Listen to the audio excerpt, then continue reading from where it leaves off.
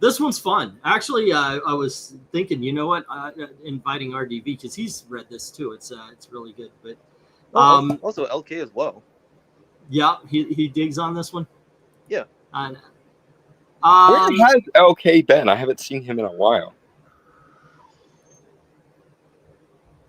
Hold on, RDV saying something about a cover ranking stream for tonight. No, we're not doing a cover ranking stream. We're talking about Mantra. We do this every week on Mondays where we're talking about just some random comic book, that we've read. It's hidden gems of hidden comics. gems, yeah. No, I'm sure we'll get to a popular one here or there. Yeah, and we've done a couple popular ones, but they're still the kind of stories that you'd have to kind of be inside baseball, metaphorically speaking. Well, definitely the mainstream doesn't know them. Not a lot of people went out and saw Dylan Dog Dead of Night, even though it's a fun film. And the book is decent enough. Alrighty.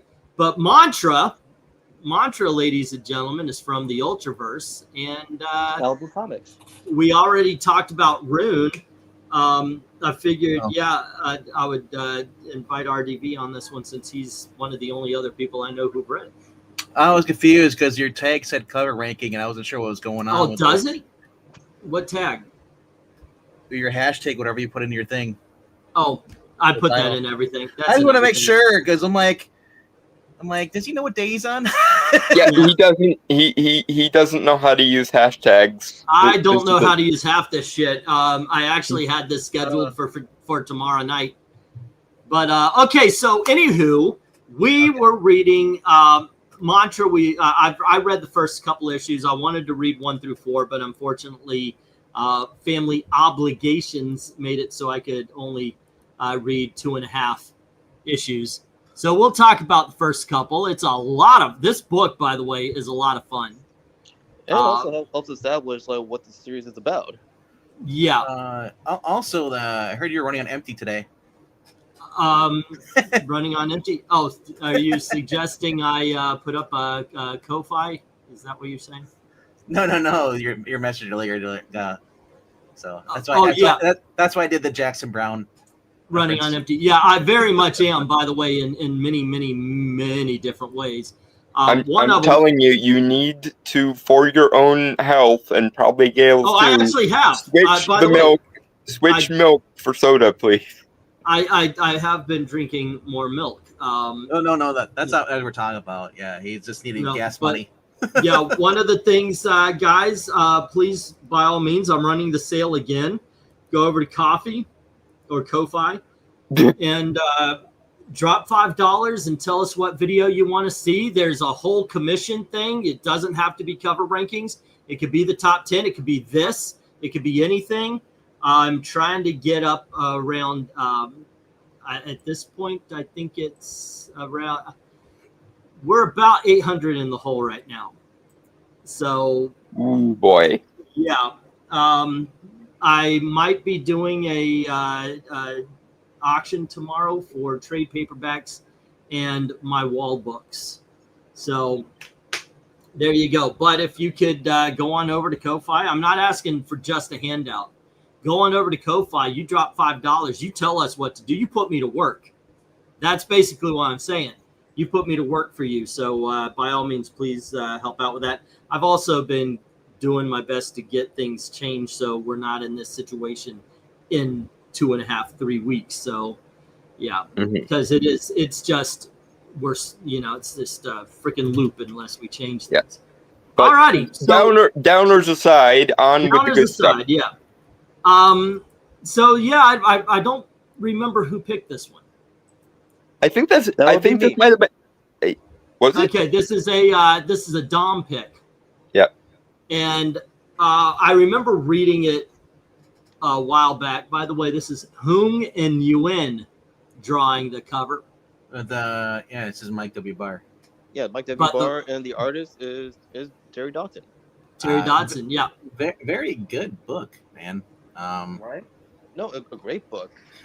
One character that should be in current comic books for how much they keep pushing the gender bending. I know, right? Don't. Don't give these guys any ideas. This is one of my old rants, but I will reuse it because it's applicable here. They would rather ignore every canonically gay or gender bending character and switch all the straight characters to be gender bent than ever just work within the lines of a character that's already suited for their, like, as I frequently mention, instead of making Bobby Drake gay for no reason, they should have just done a Hulkling and Wiccan story, but Right. the other Marvel writers for some reason don't use them. Give a moment. Let me explain things here. We see this black guy right here. He has this family, but what we find out is he's actually possessed by a spirit of a warrior who Lukasz. Yeah. And every time he dies, he takes over somebody else's body. It's reincarnation. Yeah. And this basically the whole beginning is a setup of character. Mm-hmm. And this is actually, I love this. It doesn't just jump into hi, I'm Mantra. Yep. This is all about, this is the bad guy. This is the good guys. These are this is the situation. This is how this world works. This first issue is absolutely a world building issue. Yeah, and it takes its time. And one of the great things I love about this, and we've talked about this before because it's a 90s comic, all of the world building is done through action. Yeah, Archimage versus Boneyard, two brothers who basically lock the eternal battle, have their own warriors, and keep bringing them back. Yeah, and the dialogue is also written by somebody who reads above an 8th grade level too, which is, again, I mentioned this with Rune, but dear God, I miss when comics were written by people who could read above an 8th grade level. Yeah, who doesn't get their information from 4chan and I just laugh because his actual name is Gal Boneyard. Yeah, I was like, I got a bone to pick with you. Yeah, the bad guy's name is Boneyard. I'm like, oh my. The hero, who's also Lucas's mentor, his name is Archmage. Right there. Yeah. When I see this costume and when I hear his name's Boneyard, I'm thinking this could possibly be the most 90s of heroes that is not a Liefeld creation. Look at his chest. That's a skull face. Yeah. He's got two. He's got one on the chest and then one on the belt. And then he's got, what's his name? Not Deathstroke, the Deathlock going on. So, yeah. This is an incredible 90s book. And by the way, the story is good. The story is a lot of fun. Mm-hmm. As they bring in this guy, what's his name? Warstrike from the Ultra Force to help out. He's the one that kills the new body. We also get introduced to Eden.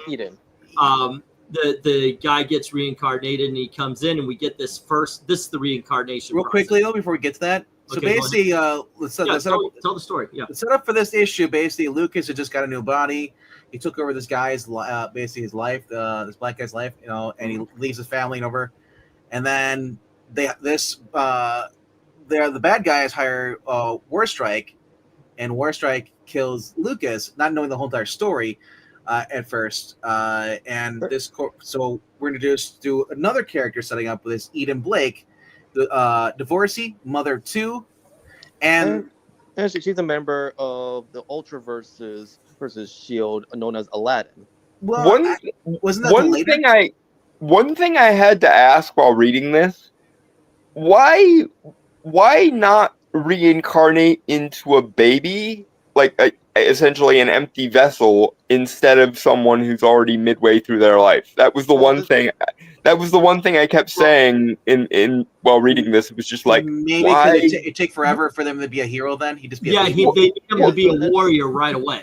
Yeah, essentially, this is a different type, and this is not even like traditional reincarnation, and that's actually why, like in the back room, I bring up. Yeah. But it's Camelot 3000, but it's mixed with altered carbon. It's essentially with Lukasz and his like brothers in arms, are like whenever they die, they're transferred into new bodies. It's the God Wheel, isn't it? Well, yeah. Have you ever heard of the movie The Sixth Sense? God Wheel.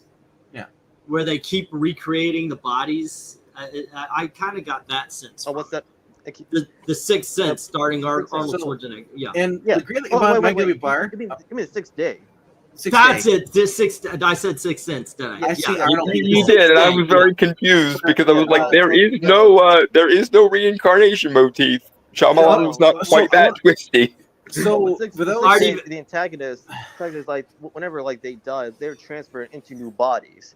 Right. Okay, RDV, you've been trying to say something. Yeah. So this basically this book series. If you've never read a Mike W. Barr book, man, this guy is attacked for adding comedy into serious situations, balancing it out. Not too much. It's not the MCU camp where it just overpowers everything. This guy does something that would make you uncomfortable. And now we've known all the characters. Let's go on to see where Lucas is going to get his next body. And well, this is actually, if you pay attention like to the narration box, I was like, this is Lucas. Yeah, we're getting the first person. Yes. Yeah, so like after he was killed,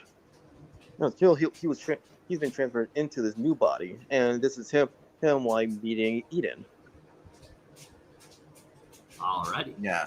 I like the fact that he's like, oh, okay, if this is my wife, this might not be so bad. And then the wife steps up. Well, okay, no such luck. Austin, I was more thinking in terms of the ethical implications of essentially parasitizing someone who has a life of their own, as opposed to if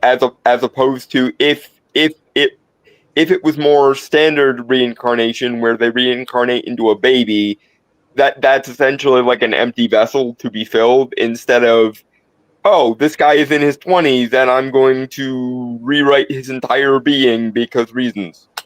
Well, it's kind of like the thing with Steve in Wonder Woman 1984.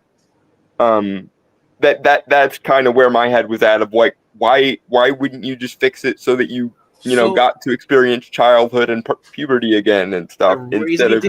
The reason he didn't do that because they had comedy to it to make it an awkward situation. Because that's been done before. Okay, yeah. So let me go through, because we're sort of all over the place on this one. He gets into this body, he meets everybody, he walks away, which pisses Eden off because it's like they didn't know anybody. Yeah.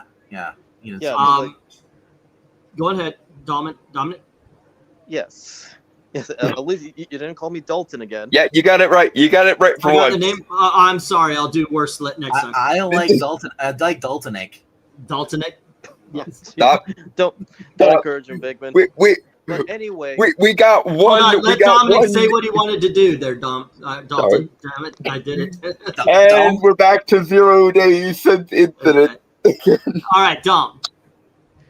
Yes. So with Mike W. Barr, like he knows like when to add in comedy like into his story to give it levity, but also make sure it doesn't overload. But in this, it's like he is like placed into the new body, which is Carl, and when we read like Lucas, he starts off as he's not a bad guy, but he is casually dismissive. Whenever like he possesses a new body and the original owner is placed into the back seat. Well, also at that moment, like even the interaction was brief. Like we are at least given like a glimpse of Eden's character before she ends up becoming like a vessel like for Lucas. Alrighty. Austin saying I accidentally just did a Nicodemus comment when he asked what born again meant. Why would you want to reincarnate into a? Okay, I got you. Baby, I doubt you would want to see birthing process with a fully working conscience. That would be weird. That would really be weird. Anyway, Lucas, as Carl, he reunites with his brothers in arms, and they meet up like with their mentor and leader, Archmage. But one of the guys betrays them. And Yes. One of the members like betrays Archmage Lucas, like in the Brotherhood, like who will actually like will be a reoccurring member of like Lucas and Eden's Rogues Gallery.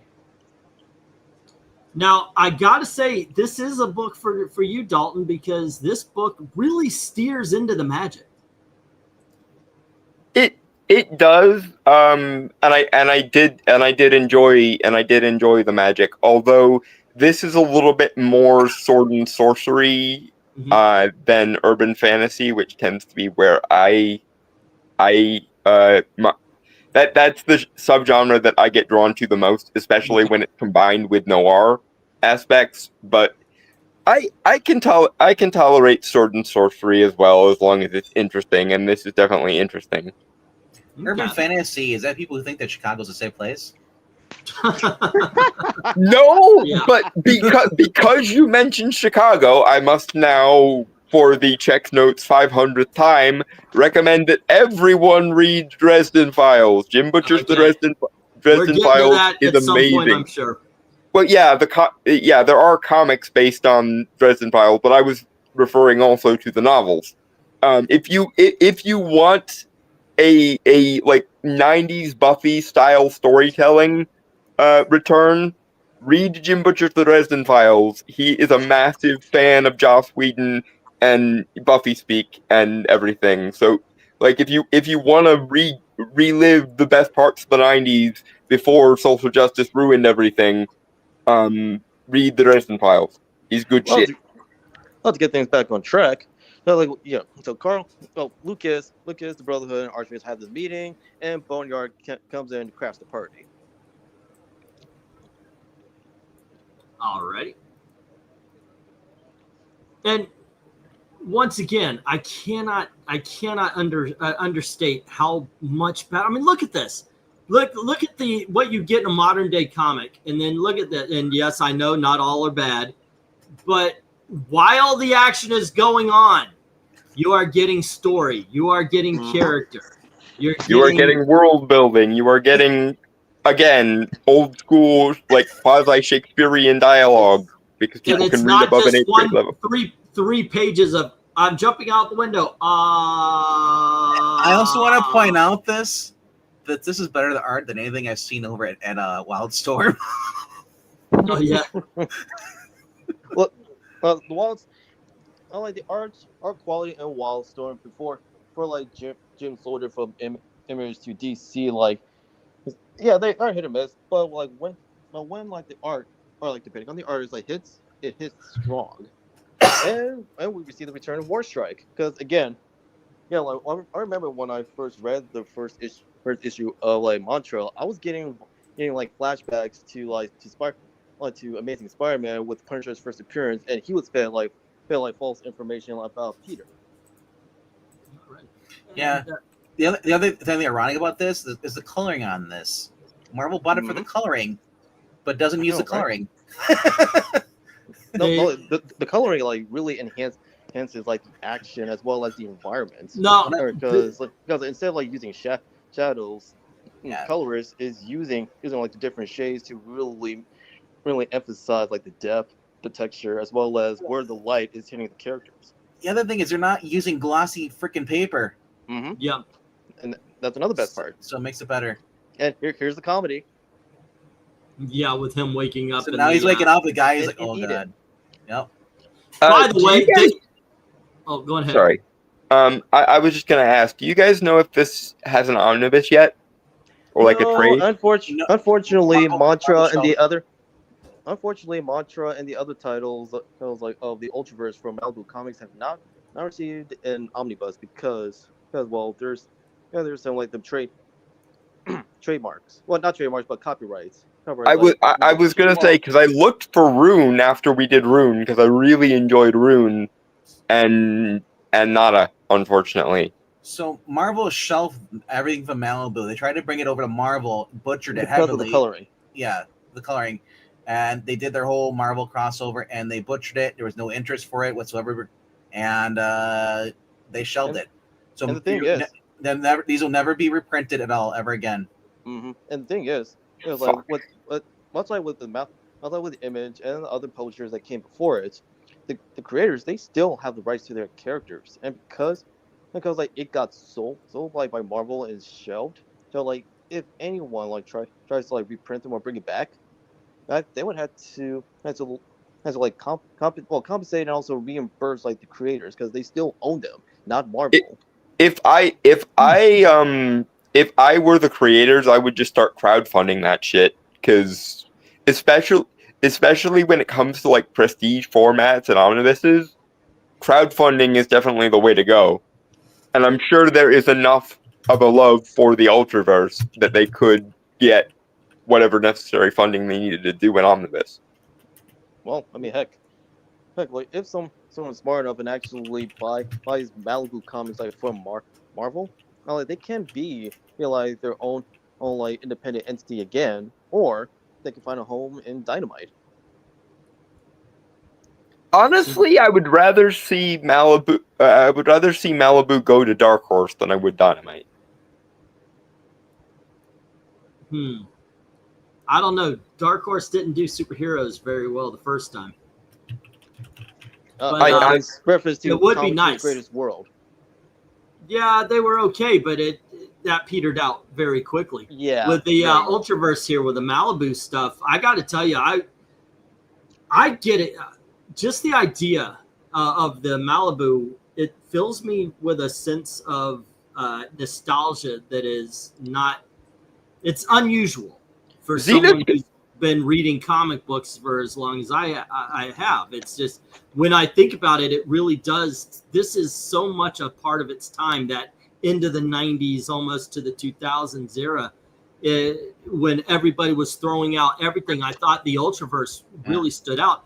Mantra was fun. We get this guy who has never been in a female's body. Now he's trapped in it. I got to say, my favorite parts about this book is when he's dealing with that versus all the magic and the action stuff. I find it somewhat odd that in the course of however many thousand years Lukasz has been doing what he's been doing, he's never gotten gender swapped before. I mean, obviously that's the bit and comedic tone and yada yada yada. But at the same time, statistically, I'm like, you mean there's never been a like badass shield maiden that you ever got shunted into? The when they're describing and when they're okay, yeah, in the second issue, I think it is. We'll get to that. In second. I just want to point out that also that because the humor when she says like, oh, when she first Lukasz goes and wakes on the body, he's like, "Am I gay?" Yep. This is very homophobic considered to certain people, Yeah. so they'll never reprint it. Yes. Well, Yeah. that's everything. We were talking earlier about how this would be a perfect book for modern day, because it's about somebody who is a man in a woman's body, but he doesn't want to be there, and that's why this would be problematic. Yeah, it'd be doesn't want to be there. It'd be anti-trans because he's trying to shun his new gender identity, etc. But as Engleton had brought up, though, like when you're introduced to the kids, and then as the series goes on, obviously you have to deal with raising the kids, and also to deal with everything else. Yeah, the kids as well as like the friends. And then he almost gets raped here too. Yeah. I'm sorry, Dom. Finish your statement. I'm sorry for talking over it. Long story short, for like the kids as well as like the people who like they make go like Eden's like social circle, they help to soften Lukasz up, including Eden herself, because even though like she's been like shunted into the back seat, I say like she plays a role like in Lucas's character development and over time in the series. Not till later. Over time, like they fall in love, which of course it's impossible because they're sharing a body. Well, this is the longest and most roundabout way to end at masturbation I've ever seen. But actually, I got to tell you, he talks about her body so much. He's like, "Oh wow, this is a hot body. This is a hot body." I'm like, there is a missing scene where he just spends 18 hours in the bathroom or in his room, just doing exactly that. There's no way a guy is not going to be going, okay. It's kind of like that episode of Johnny Bravo where the gypsy puts the woman curse on Johnny and he just goes, "No, I'm good. I'm hot. That's fine." That's it. Okay, so I right here, I got to say, is one of the more powerful things. He says, because this person pulls her into the alley, and he says, Worse, what I was, he touched me. Part of me had no idea what it would be like. It reinforces him. He thinks he's in a weak, inferior body. Mm-hmm. Yeah, and so he says, any of the men I had ever been could have taken him easily, but that was over. Mike Barr acknowledges the fact that a woman's body is weaker than a man's body. Yeah. Mm-hmm. I can imagine him writhing on top of me, his hands all over me, grinning all the while, then killing me. I hadn't been so frightened since I died the first time, and then it happened. I didn't know how, I don't know why. I just ran cursing the damn body for its weakness. I mean, that is something that would never be written today. Yep. Because you cannot say that there is a biological difference between men and women. Because it would be sexual dimorphism, atomic blonded all over the place, and I'm a warrior, so I can. He might have the skill as a guy, but he's not going to hit as hard as a guy. Now that being said, there are definitely ways that he could be dangerous even in a female body, and I'm glad that we do kind of get hints of that. Because go ahead.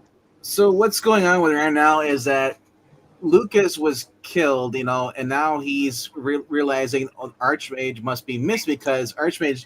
This was his lover who kept her young all these years, but now she's aging without ever being there. So so it's basically him learning more stuff. Like I said, the art on this is just fun. I everything on here. It's like they're not afraid that hey, she's a good-looking woman. We're gonna get and we want to make you feel bad because that's a dude in a woman's body. Yeah. Like thank you, Mike Barr. You confuse a lot of young men. So it says, she says it was the plan for him to be a woman. He says, plan. He wanted me to be a woman. He wanted you to be this woman for centuries. You fought Boneyard with weapons. It didn't work. Boneyard killed all but 4 of you for good. Now you have a chance to try to sorcery. And Archmage said that you have this change growth power. Let this be your mantra. And you see a little bit of a mask. And that's you got to pay attention to the words. Right here, he says he wanted you to be this woman, and that there was a reason for that. Change growth mantra, which becomes her power source, gives her abilities. And also, because his body is basically rich with mana. Oh yeah. Because apparently at this point he made a warrior, but now he said wants to be a sorceress because with Archmage being out of power, he needs someone who has just amount untapped raw mantra power, and that'll be Eden. Yep. Is there really only 2 people watching? I'm seeing so much more in the comments than that is so weird. I hate it when the numbers go up and down. YouTube is just being dumb. Yeah. Now I should say what is it? Something roll call? I need a roll call of everybody listening in. Just type hey, what's up or something like that. Let's see who's watching. But I don't know what to say about this anymore because I want to pop up into the second issue now because what we've been to War Strikes finds her, and that's how this and he knows it's Lukasz though. Yeah. About that. Because the rest of the stuff I want to talk about is all in the second issue, and it's mostly centered around the fact that yes, he needed to be because you were talking why is it a woman this time? He needed to be this woman because you see in the second issue that only she can wear the mask. So she's also she's got to replace Archmage, who's basically at this point we're gonna learn on is that he's been taken hostage by his brother, and everything's because only 4 of his guys left that part of his party, and Lukasz is one of them. He doesn't know how it, but someone must have betrayed something because for all these years they've never had a upstart like this, and now it's just like your life is just basically upside down, Lukasz, and now you're in a body of a divorcee with 2 kids, and now War Strike's going to come here to hit on you. Yep. Also, you learn. Also, Lukasz, you learn why Archmage wants you to possess. That's Miss Eden Blake because she has a natural affinity for magic. But the great thing about this is what I like Mike Barr does is how he handles the kids' personalities. Yes, I agree wholeheartedly. Evie's great. Yep. Rusty's a little douchebag. Right, he's a tween, and he writes him like a tween. He acts like his father. Yeah. Which comes into play a little bit later. This is so much fun. I will continue this when we stop. When we're done with the show. So basically, I love. So basically, at this point, he wants nothing to do with the kids, and he makes the parents, the kid, and again, they obviously.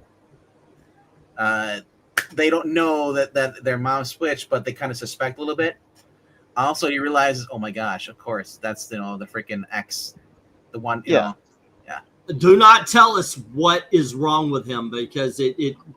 I haven't read this in forever and a day. I don't remember any of this, but they are hinting that there is something off about the guy. But I got to tell you, I love this section. When I got to this, I was like, okay, let's hurry up. Let's get back to the family. Let's get back to this. This is my favorite part. It's like he's trying to put makeup on. Of course, and he overdoes it. Yeah. You know what? Somebody laugh, but there's no YouTube instructions.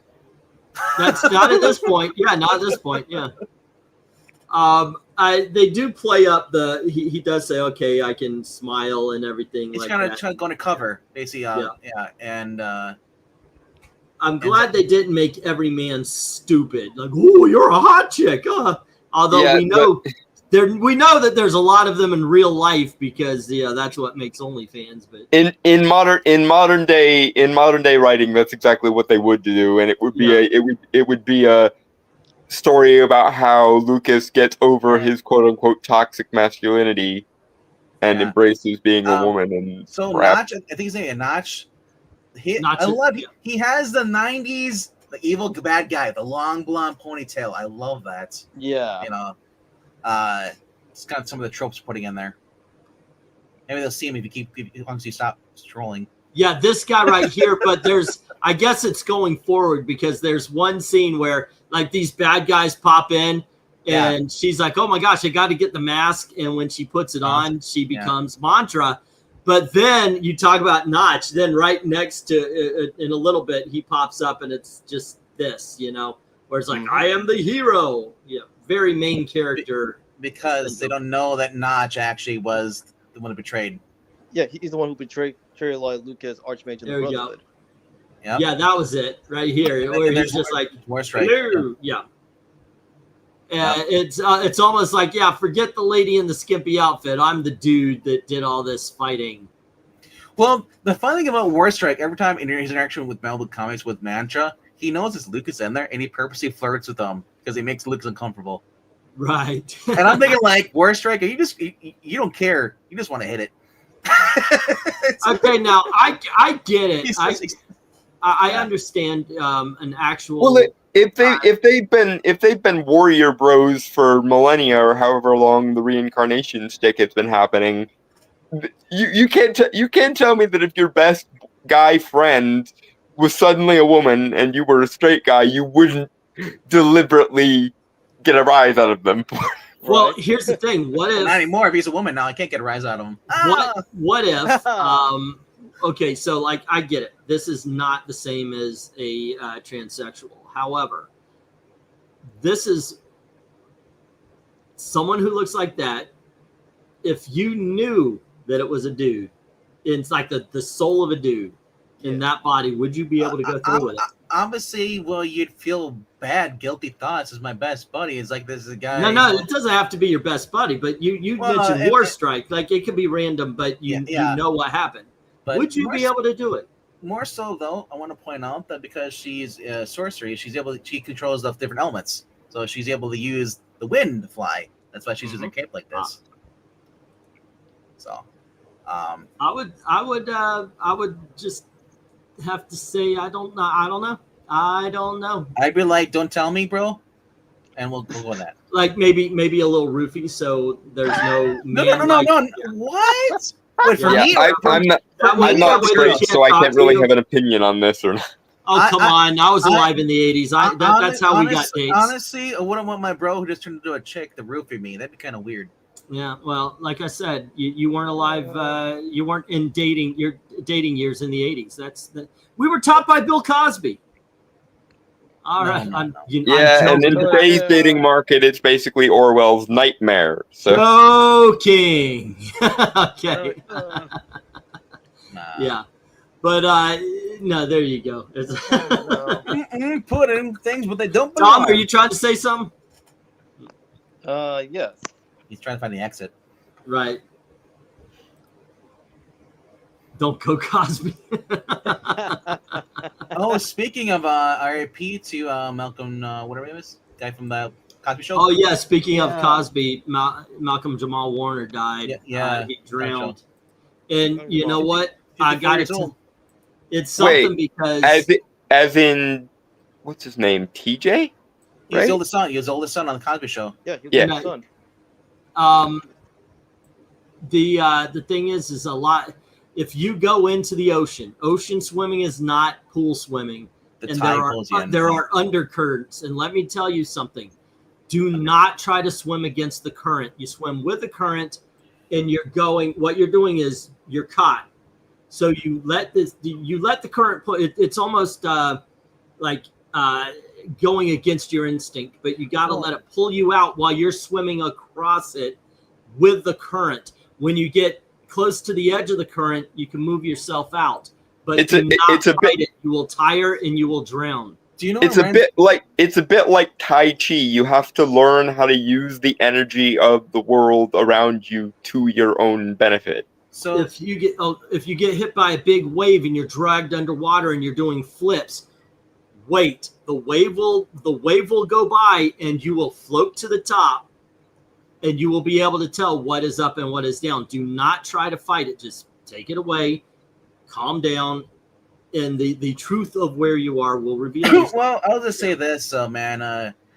You're swimming up to Costa Rica. You're not really bright upstairs. Sharks, man. Alrighty. But also though, a real important thing, is that this reminded me of the girl from what was that? Glee. Ipanema? Oh, Yeah. Glee. Okay. Oh yeah, with the boat. Died the same way. Yeah. Like Okay, back to the comic. But Liz, Mhm. I was going to. Yes, thank you. Back to the comic. Dom. back to reality. Whoop! There goes Rabbit. I'm sorry. Go on ahead, Dom. Sorry. And you're supposed to be the mature leader. Anyway. He's not my leader. I didn't elect him. Mature. He says the leader part. I'm wondering where you got mature from. Haven't you been around for a while?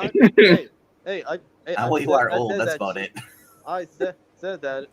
Hey, I said Age does not Let equal Dom wisdom, finish his folks. sentence. Let Dom finish his sentence. Dom. Sorry, Dom. Hey, I was being funny because that's why I said mature. Like, right? Well, that's the point. Right. Well, that's a good Old. question. Like, if your best friend, like who you know, like for years, yours all of a sudden is placed into a woman's body. Like, yeah. Even though, like I still remember you as dudes. Married to dudes, so I'm still don't like gonna date someone else because I don't want to risk that friendship. By the way, no, I cannot imagine. I mean, we're talking Carmen Electra, whatever. I cannot imagine the female body that Rob could pop in that would make me go, oh, hey, yeah, no. I kept thinking about this. I was thinking, you know what? It sounds a little weird, but yeah, if the bro just became a dude, or he became a dude goes into a woman's body. Mm-hmm. Yeah, obviously, your first thing would not be like sex. Obviously, be more no. if you're like, Yeah, can we get this woman committed? Did you murder my brother? Murder my I buddy? know, right? Yeah. To put this in 4chan terms, the immortal question of are traps gay comes to mind. Oh, jeez, really? Yeah, I was more thinking about if this was actually rebooted today. You know what Eden would be doing? OnlyFans. Oh, Maybe. I don't know, man. Don't give these people Hold on, Dalton. Let Dominic finish his sentence, and then we'll go to you. Don't give these people any ideas. And I do also appreciate this breather moments after the action had taken place. Is that Lukasz is actually putting in the effort to get to know Eden's kids. Mm-hmm. Wow, yeah, this is my favorite part. Dalton, you were next. if they rebooted it today, this would be a story about a man whose reincarnation curse was due to the fact that he was toxically masculine, and that being in a woman's body would let him finally let go of his masculinity. That's what this story would be, and it would ruin it utterly if they rebooted it today. RDV. I'm trying to remember. I just lost my train of thought. It derailed. Like this. Okay. So then we'll begin with you. Look, we're only talking about the first 2 issues here. There's what was there, like 23, something along that? 23, 25, I think it was. Yeah. And the great thing about these, most shops have them for 25 cents.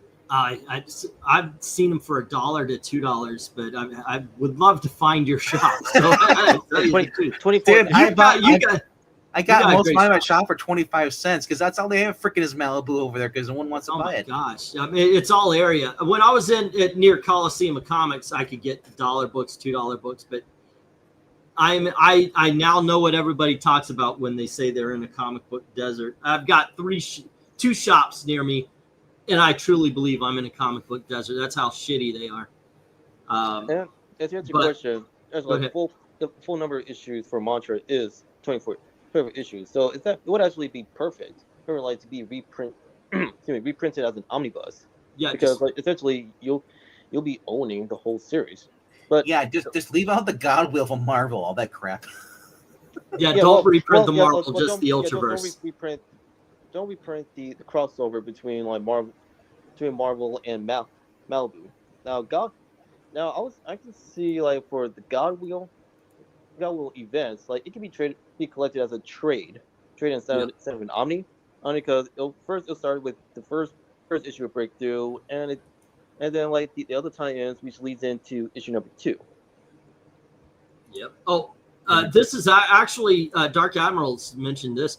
One thing I've noticed, and this is something I've noticed about Valiant a lot, which is not. I know this is not Valiant. I'm just going to this because I think Ultraverse is very much the same way. It's easy to find the later issues of Valiant, and it's easier. It's not easy for me to find Ultraverse at all, but it's easier when I do. It's the earlier stuff, so the later stuff is harder to come by. But I think the presence of these books in the dollar bins has been kind of cutting away at it, because a lot of comic shops don't protect the comics in the dollar bins the same way they would the more expensive back issues. I guess if you're selling it something at 50 cents, you really don't want to spend another 50 cents on bag and backing board. Yep. And bags and boards, and you even see this happen in thrift shops that actually have their own online aisle of comic books, omnibus, and graphic novels, and it's rather disheartening to see like to not be like taken care of. Yeah. Oh, I saw this. There's a game store that says we're finally carrying comics. I walk in, they have their prices on the comic, and it's like, and it's like $5, $10. It's like right on the, not even a bag. And I was like, no, if you're sticking a price tag on a comic, it says 25 cents or less. Yeah. So the Malibus, they put the sticker right on the book because no one wants them. I have two comic shops near me. One of them is a game store that happens to have some back issues, which, to be fair, I've found good back issues there when I've gone. And the other is a larger comic store that I can't speak to because I haven't went there yet. Hopefully this year for my birthday, which is Friday, that might be something we might do. That's right. You're a July baby too. Yep. You've got Friday, and then I've got next Thursday, I think is the 29th. Something like that. It's Friday. Yeah. Sorry. Yeah. Oh no, it's not. No, it's on Tuesday, I think it is. Tuesday. Yeah, I was trying to do math for a second. I was like, wait, how is he getting next Thursday out of that? Yeah. And Dalton's turning 55, and I am turning 32. No. I am turning 30. I am ending my 20s come Friday, and the less said about Eglinton's aging, the better. but no, Dalton, what's your legacy number? Because every time you reincarnate into another body, you get a new. Yeah, it starts over. What now? What's your legacy age? He's making a reincarnation joke. Yeah, I see. Making a Marvel joke here because I don't remember any of my previous lives if I had any. So there's that. Granted, given that I have always been what people refer to as an old soul, it wouldn't surprise me if I had some years on the clock there, but I don't know. Okay, so let's go around the table. Dalton, did you read this? And if so, what'd you think? I did. I didn't. I think enjoy it as much as Dom and Vankman did.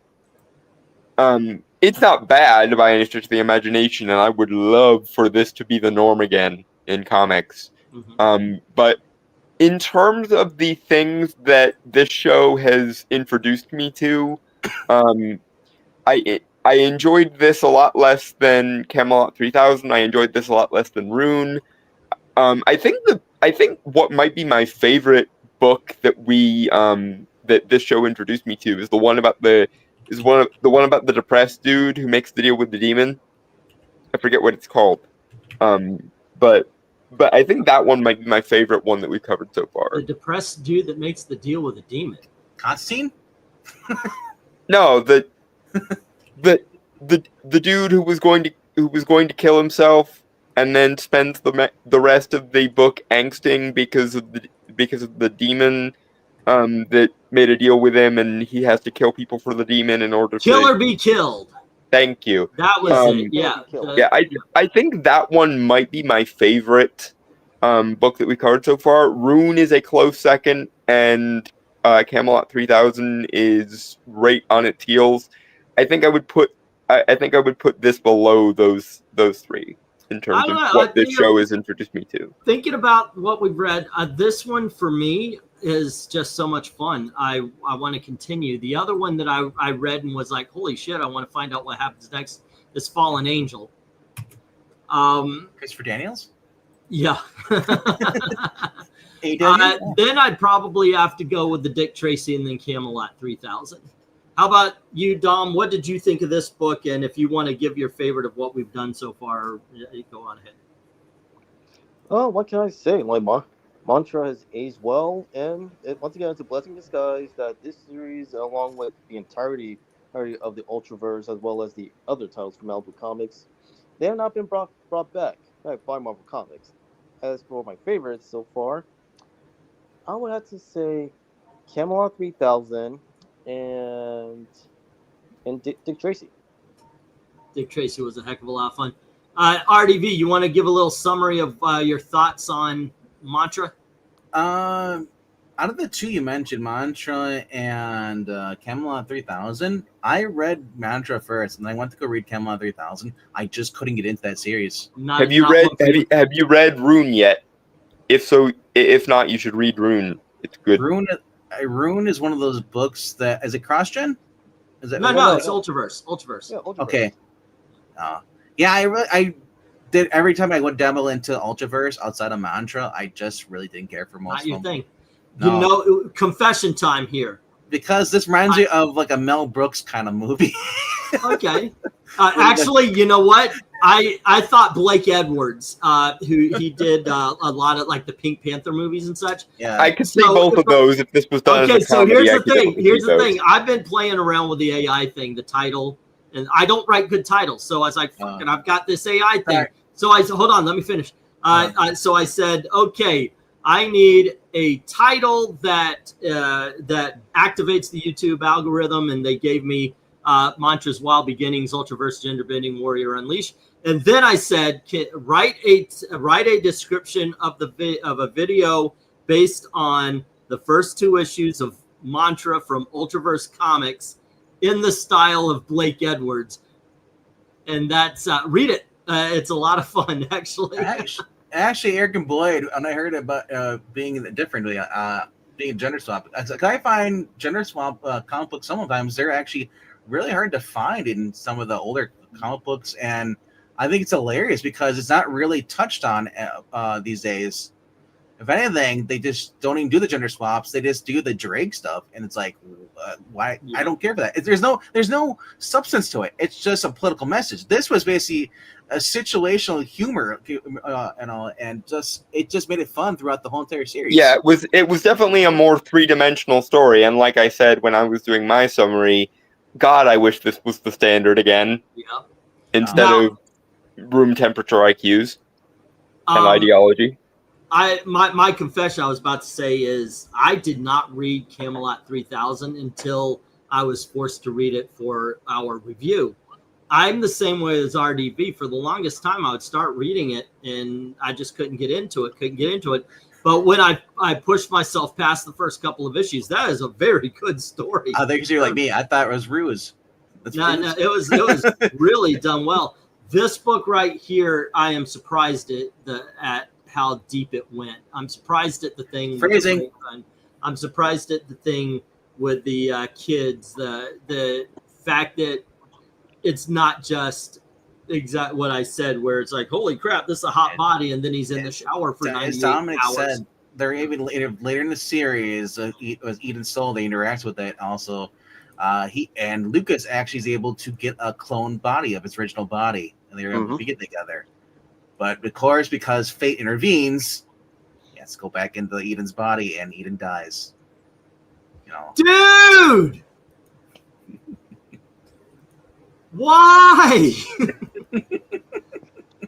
Why would you do that? For that reaction only. Dude, you're old though. You can't remember what your password is. Dude! Again, man, he wants to reread the series. Why would you do that? Like I don't give a damn about spoilers, but there are people that do. I've been very vocal about please don't spoil, and he's like, here we go.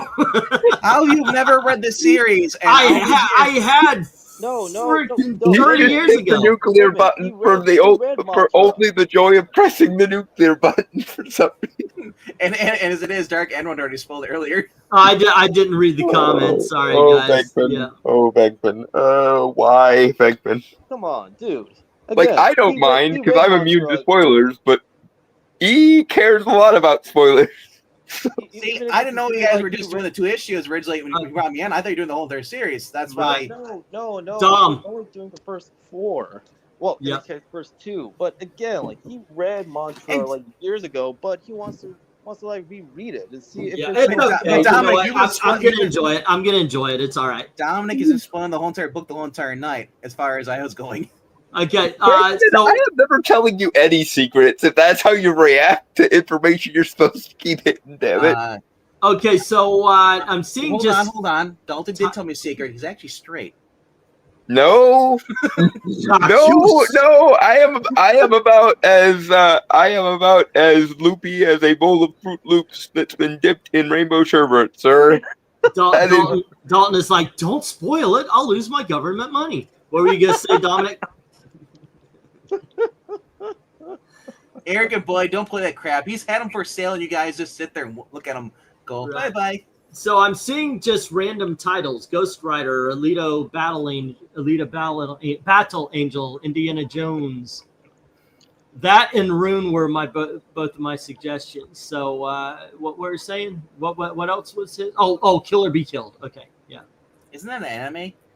Well, I'm wondering, are you guys suggesting Indiana Jones and Ghost Rider? I would not mind doing Fate of Atlantis, to tell you the truth. I should tell you what happens in Atlantis? Fate?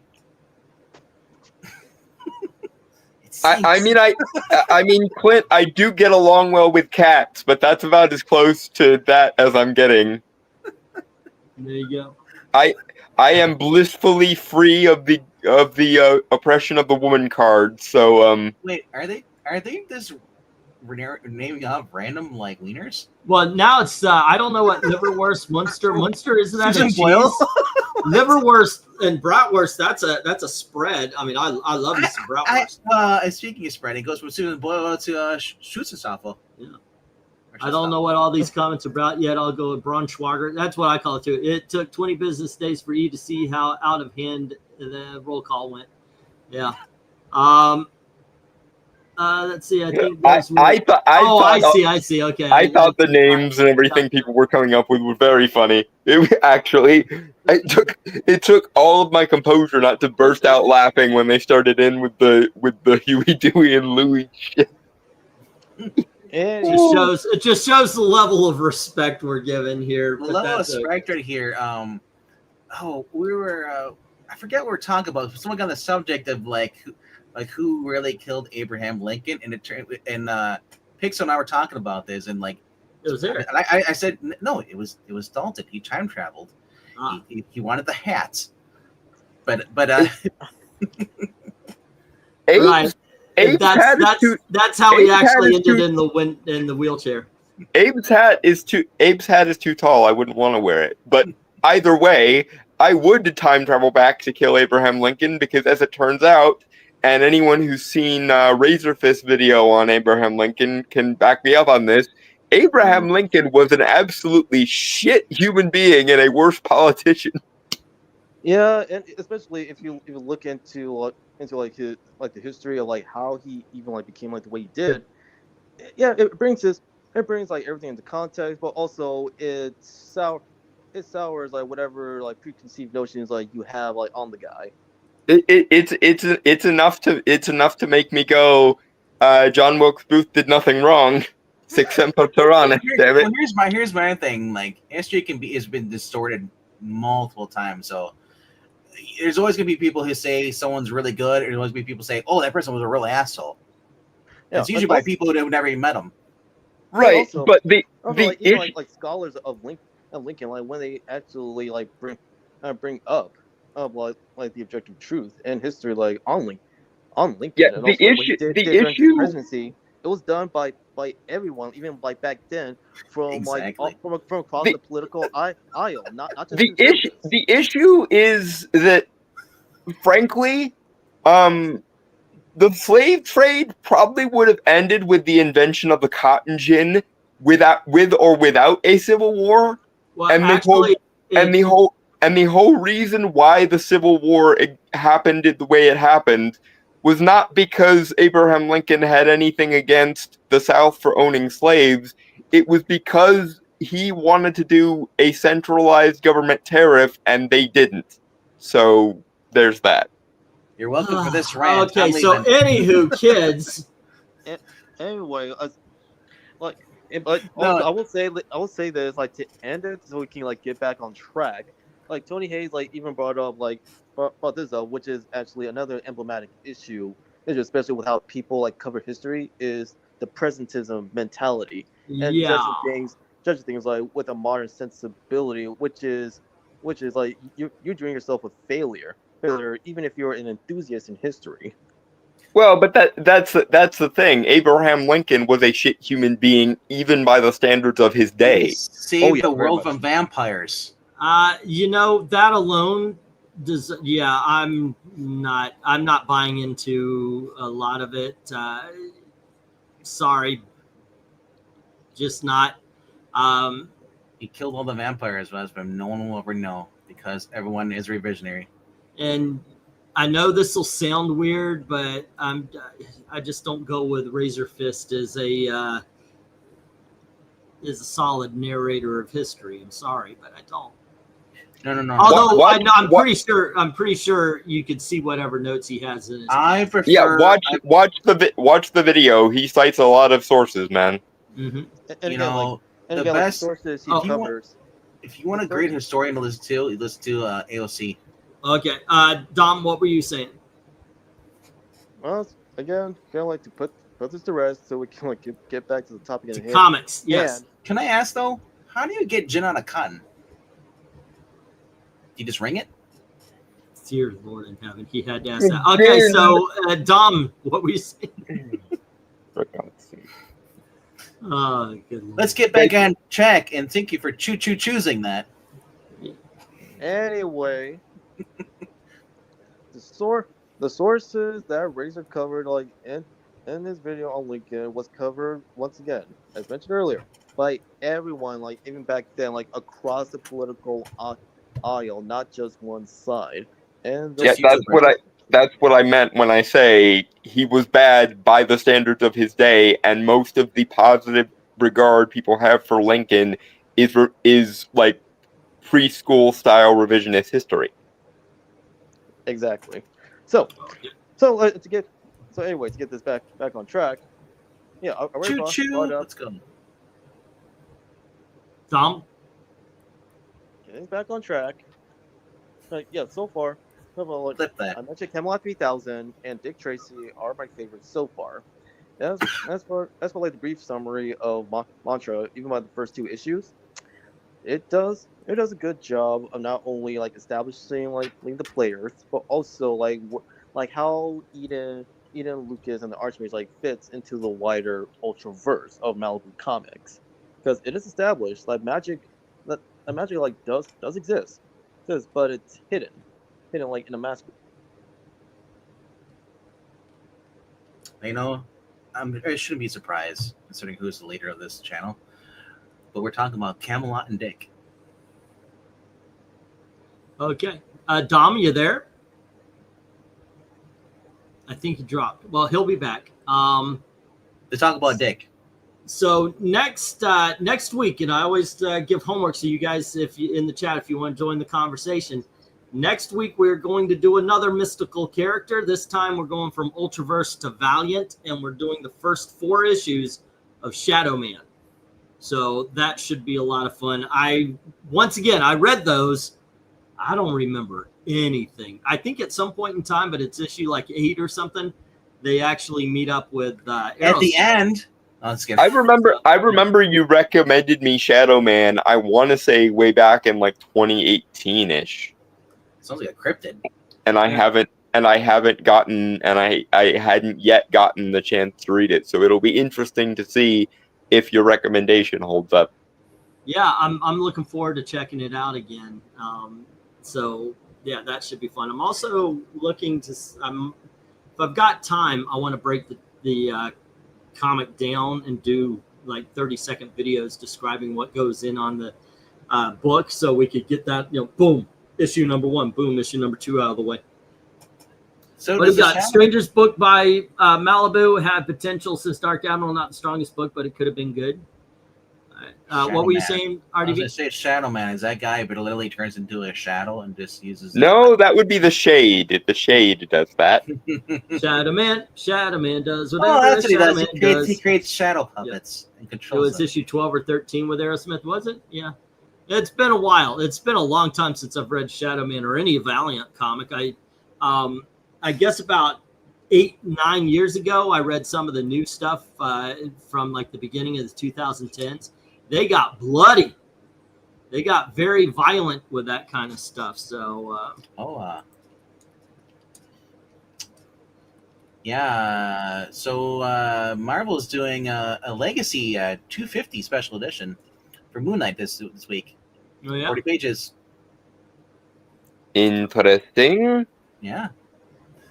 I'll just say this quickly, and I was off topic, but it's Jed McKay. I give him credit, man. He may not be the best writer, but that guy pulls characters out of the woodwork that no one's read about since the 70s or 80s, and just writes them true to character. So okay. Let's see what it was issue number 19. I just looked it up. I tried reading Eternal Warrior, but couldn't find enough of the books in order and lost interest as Dark Admiral. That's one thing I'm mentioning. Everybody throws those books into the dollar bin, and it's not like it used to be where you could find the entire series. And try to find the first 10 of of Harbinger or Shadowman or what was it? Exo Manowar. Dark Admiral had mentioned that he said there's a lot of modern books in his dollar bins. Not for me. Mine are pretty much Archie, a lot of the older stuff like that. Oh wow. You got a good I dollar. got good $2 Marvel bins, DC Wow. bins. Yeah, because but then I also have all the Valiant stuff for 50 cents and all, and then I have what was the other one? Oh yeah, Call of Duty and 30 million copies of Brightest Day issue 7, 8, or whatever it was. It's just like, what the heck? Oh, and I still have the John Byrne verse too. Next, whatever it's called. oh the the one with the yeah, I know what I still got John Sable, all that stuff. And the only thing that's been great about it is that when these people actually get out their asses at the shop and start moving the stuff from the warehouse to the floor, I've been finding a lot of now comics featuring the Green Hornet. Wow. I know, right? That's good stuff. I'm trying to find a place. I'm also trying to find a place where I might be able to find warehouse comics and such. Yeah. But yeah, I mean, they also get the funny books in, so they're like, I've been finding like Heathcliff and all that stuff. Skywald has a lot of really cool stuff too. Okay. While we're looking for more obscure things. X-Men Man of War, Bloodshot, Ninjak, Shadow Man, 90s Omnis are still easy to find. Eternal Warriors is on Amazon. But Skyworld, wasn't that a video game? Oh, Skylander, sorry. Excuse me, guys. I'll be right back. Need to hit the head. Well, he's gonna leave the camera on so we can watch. Okay, so there is a Shadow Man omnibus. Thank you, Clint, for verifying that, so I can yoink it at some point. Yeah, I have so many comic omnibuses and stuff in my Amazon save for later pile. I was gonna say, like, even if you were to magically get all of them, like, somebody buy you all of them, how long would it take you to read those?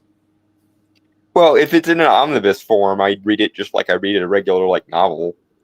Well, how long does it take? I mean, obviously, if it's a book you like, how long does it take you to read it? Do you binge read the whole entire day?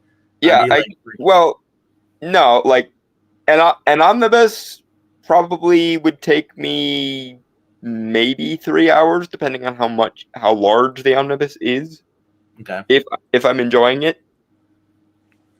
Yeah, because I did that with this. I had the CD-ROMs for Spider-Man, and I just was reading like 20 a night because I was just like, all right, next. It's so much different. And I know a lot of people prefer physical. I do, and honestly, I would get the physical copies, but I have like 2 CD-ROMs just full of them, and that's the way I grew up reading those. I didn't start reading comic books till I was 18, and I had physical, but it means like, when you just want to binge read and you don't have a trade or an omnibus, it gets kind of tedious taking. I like omnibuses because, frankly, comics deserve a nicer format, and it flummoxes me the elitism of like your literature obsessed twats of like, no, dude, there. I would put the greats of superhero comics up against any piece of classic literature, because just because it has pictures doesn't mean it's like inferior literature or some shit. Sure, yeah. I mean, but yeah, I prefer having trades around this because I can just don't have to go pull another book out. I can just continue where I left. Trades and omnibuses I like for reading. When it comes to collecting, then I get back issues. Sure. Yeah. But either way, I always like to find anything I'm looking for in the nicest edition possible. I'm the same way with movies and stuff. Like I'm the kind of guy who will spend like an extra $10 or $20 on the nicest possible like special edition of a piece of media I like. I did that for Evil Dead 2. I collected every version there was. I got like the steel case, and I got the 10, and I got the cardboard. They got the Screaming Book edition. The Screaming, is that the one with the leather? It looks like the face. But that I had that one for a while. I still have them. I still have that one for 1 and 2, but like the batteries died on it, so it doesn't scream anymore. I really sold like that the to help me formatting go of to Thailand. Sorry. Yeah, I sold that one to help me get to Thailand. Sorry. I really like the formatting of the Criterion Collection releases. I got the Criterion Collection version of Pan's Labyrinth for Christmas this year, and it started me on this desire to get all the all the Criterion Collection versions, because Criterion Collection is really nice if you like special editions of movies. Do you watch those YouTube videos? I don't know if it's on Variety, but they have like the actors go into that Criterion Collection library. Yeah, I watch them all. Yeah. I haven't seen those. I'm gonna have to look those up now. I'd be like, if I went in there, it's like, okay, am I allowed to touch anything? And these guys, It's kind of, I like the ones that, because some of them go in and go, woohoo, I like this snooty film nobody's ever heard of, but then somebody's like, ooh, Caddyshack. So I like that. Show a little humanity. I'd be like, hey, where's Porky's, you sons of bitches? Right. I got made really, really happy by Facebook the other day because it was one of those name a great Johnny Depp movie that isn't Pirates of the Caribbean type posts, and I of course went with what might be my favorite comfort food movie, which is The Ninth Gate, and apparently, unfortunately, I am not the only fucker who remembers The Ninth Gate exists, because a lot of people saw my post and were like, "Oh my god, I can't believe somebody else remembers Ninth Gate existing." I think you say Benny and June was it called? I liked Benny and June. Which by the way, controversial opinion, but The Ninth Gate is Johnny Depp's best movie. Pixel and I think Pixel and Rob did a review of that a couple months ago. No, did they? Because Rob and I did one years ago. Yeah, of Ninth Gate. But Pixel him and did another one. And he didn't call me. How dare he? He probably doesn't have your number. Well, but we have Discord and Twitter. Sounds like you're angry with Discord. Sleepy Hollow was good too, I think. Well, because I will take literally any excuse to talk about the Ninth Gate. That is how awesome the Ninth Gate is. Yeah, Rob doesn't have the Discord. He used to. Yeah. Yes, so we're gonna show off the books that might give me the auction. But these came in the mail today. These will be in on Saturday's auction. Yeah, from Gold Key, got some Lassie. Don't get enough Lassie, and some Lone Ranger. Oh, nice. I'm gonna slow down on these, but I've got Jughead. Okay. Sleepy Hollow is fine. I don't know why they tried to turn Ichabod Crane into a detective character. And in terms of modern annual number 11. Don't keep talking, Don. That's okay. In terms of Sleepy Hollow modern adaptations, I really like the series starring Tom Myason, the modern adaptation of Sleepy Hollow. That's a really good one because they do a lot of really interesting things with Crane being a Revolutionary War era person out of time. Yeah. Did you call him Dom? No. Yeah, he messes us up all the time. Not. This is issue number 337 of Adventures of Adventure Comics. This is Karate Kid's second appearance. All right. Nice. Flash Gordon, issue number 23. The Dating with Debbie, though, I think there's only like 7 issues. Yeah. I love those. Those are fun to collect. If you can get Sexy Lois Lane, get Sexy Lois Lane. There you go. And let's see, we got the autobiography of Lex Luthor. And hold it up again. Go back. Uncanny. Jonah Hex, issue number 65. Nice. And we have Jonah Hex, issue number 76. Marvel 2-in-1 88. Marvel 2-in-1 87. Dark Horse Presents, issue number 36. First Alien versus Predator. Let's see. Jurassic Park Raptor, issue number 1, with a Zorro Zero inside.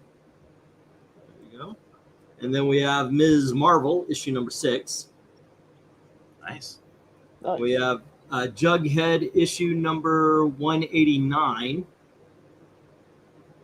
And then The Adventures into the Unknown, issue number 100 and what looks like 69. Well, what do you guys think of that new Alien show with Scott Ridley? Can't wait to see it.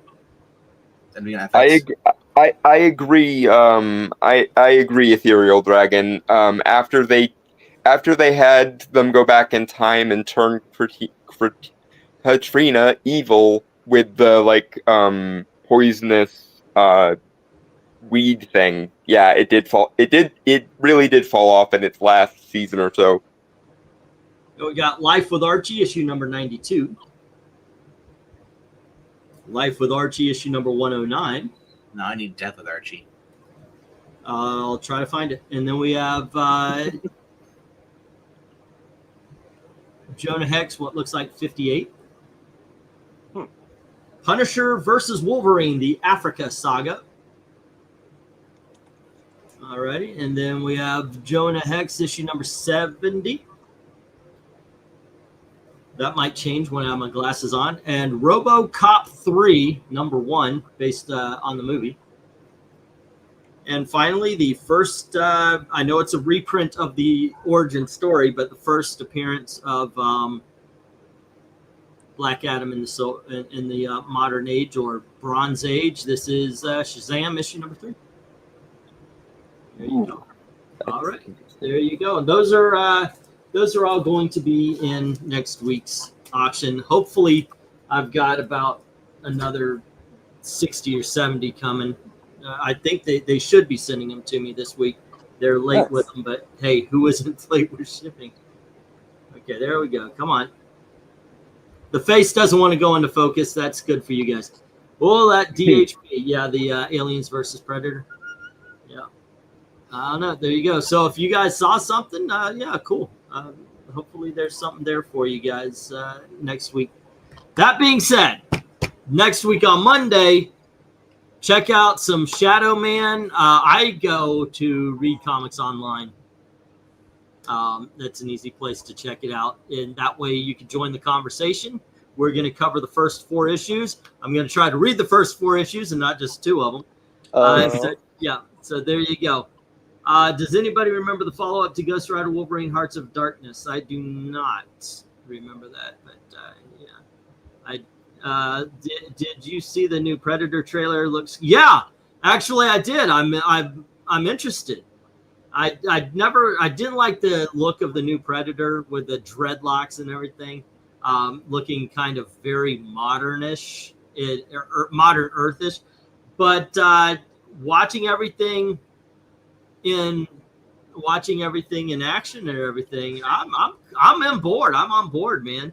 We got some good Aliens. We got some good Predator coming. So yeah, I'm all for that. Did you guys see the trailer? I've not. Yeah, not the most recent one yet. No. Yeah, it looks like a lot of fun. Yeah, they featured all the senators and the congressmen. Right. Yeah. The Epstein files. It starts off with an android, and she's got the Weyland. I mean, they already established they're in the same universe, but yeah, it's a Weyland android that's helping the Predator out. Yeah, good stuff. All right, kids, want to thank you very much for hanging out with us. And once again, next week's going to be Shadow Man. Tomorrow is going to be something. What is tomorrow going to be? Tomorrow's going to be Batman Adventures 1 through 12. Alrighty, so that should be fun. And then on Wednesday, it will be Eric Powell. And then we have All-Star, Superman Adventures, and I think we're to Charlton Horror at that point. So good stuff. Thanks for hanging out with us. Don't forget to go on over to Ko-Fi, buy a video, or even just drop a $1 in the tip jar. Anything will help. We're trying to get there's a lot of money to do.